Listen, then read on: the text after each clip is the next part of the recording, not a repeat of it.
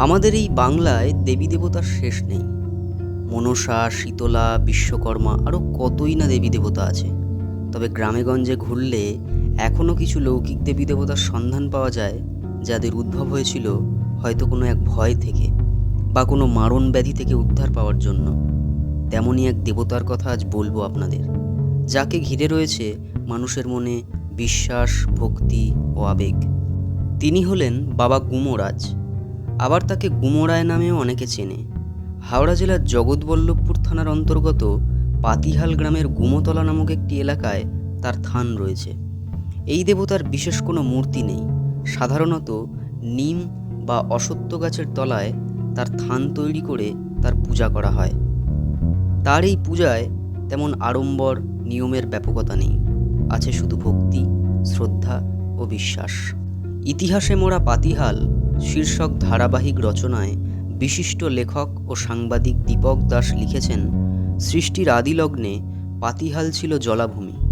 জলাভূমির স্থানে স্থানে ছিল ঝোপ জঙ্গল, আর এই ঝোপ জঙ্গলের বাসিন্দা ছিল গুমা বা গুমো নামের এক মাংসাশী প্রাণী। জঙ্গল কেটে যখন বসতিপত্তন হলো, তখন গুমোদের স্বাধীন বিচরণের ক্ষেত্রে বাধা বাড়তে লাগলো।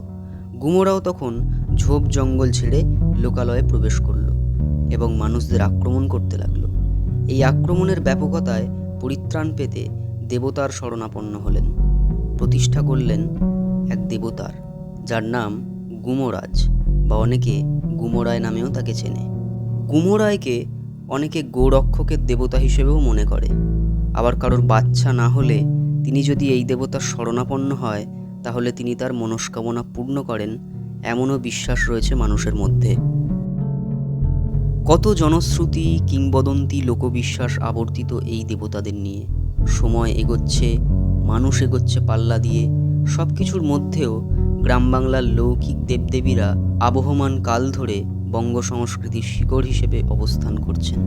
ব্যতিক্রমী লোকদেবতা গুমরাজ ও গুমরায় যার অন্যতম উদাহরণ।